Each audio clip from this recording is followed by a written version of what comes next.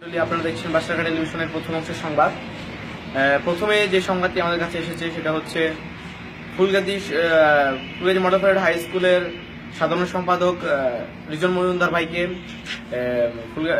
কিছু আহতকারী ফুলগাজী পাইলট মাঠে যে আহত করেছেন 10-15 জন মিলে, তাদের মানে এখনো কোনো আইনি ব্যবস্থা এবং কোনো রাজনৈতিকভাবে কোনো প্রভাব পড়েনি। এখন আমরা যে বিষয়টি জানতে চাচ্ছি সেটা হচ্ছে রিজনকে কে বা কারা তাকে আহত করেছেন এবং হত্যা করার চেষ্টা করেছেন। এই কারণে আমরা এখানকার কিছু লোক এবং দোকানদাররা আছেন যারা এখানে ঘটনাস্থলে উপস্থিত ছিল, তাদেরকে সাক্ষাৎকার নিতে যাচ্ছি।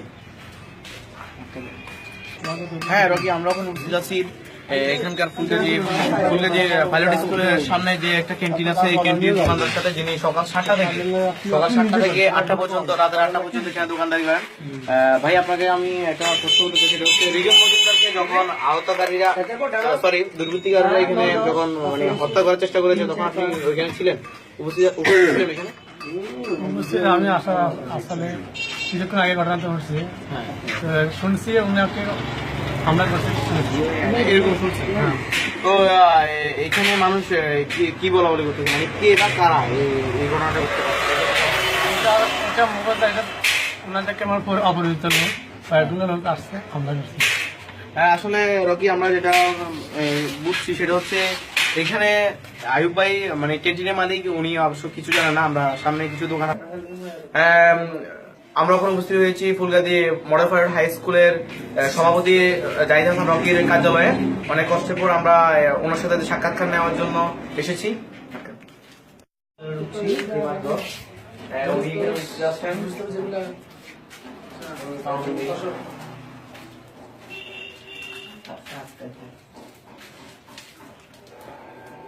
আমরা এখন উপস্থিত হয়েছি জাহিদ হাসান রকির অফিসে, যিনি ফুলগাজী পাইলটের সাধারণ সম্পাদক সভাপতি।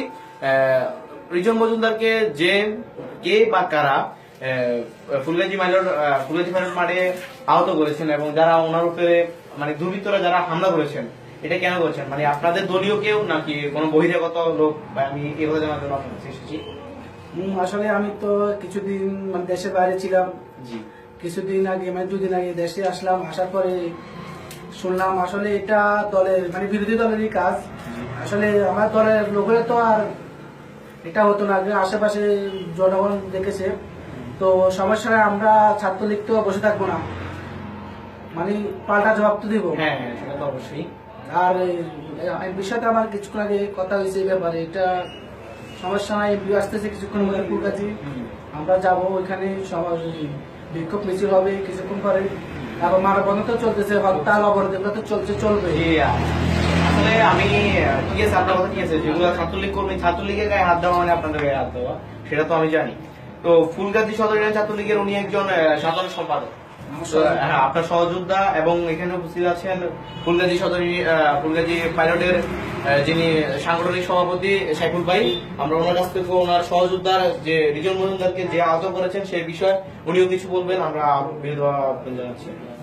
সাইফুল ভাই, আপনি বলেন আপনার সহযোদ্ধা রিজন মজুমদারকে কে বা কারা মানে এই যে ফুলগাজী মডেল প্যারেড হাই স্কুলে যে মানে ওনার উপর যে হত্যাকাণ্ড চালিয়েছেন এবং তিনি আহত, প্রশাসনের কারণে তাকে মানে প্রশাসনের কারণে তো তাকে এখানে মেয়ে ফেলা হয়নি, নাহলে ওনাকে ওনার বাইক জ্বালিয়ে দেওয়া হয়েছে আপনাদের সামনে, আপনারা তখন ছিলেন না। তো এই বিষয়ে আসলে আমি তখন উপস্থিত ছিলাম না।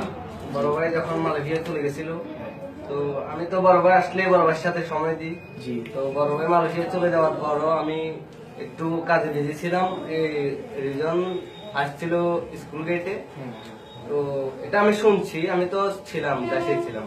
বড় ভাই মালয়েশিয়া চলে গেছিল, তো রিজনকে নাকি কারা এই মেরেছে এবং কি গাড়ি জ্বালিয়ে দিয়েছে, এটাও শুনছি।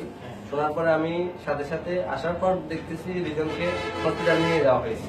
তখন আমি এখানে গেছিলাম, জ্ঞান খারাপ, যে তার সাথে কথা বলতে পারি নাই। বড় ভাইকে ফোন দিচ্ছিলাম, ফোন দেওয়ার পরে বড় ভাই বলতেছে যে বড় ভাই আরো 5 দিন পরে আসার কথা ছিল, তো দ্রুত চলে এসেছে, রিজনের কথাটা শুনে।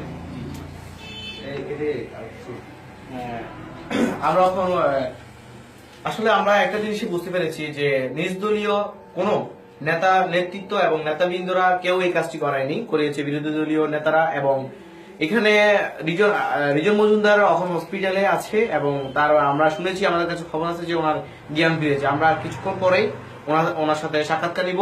আজ এই পর্যন্তই। সবাইকে শুভ সকাল।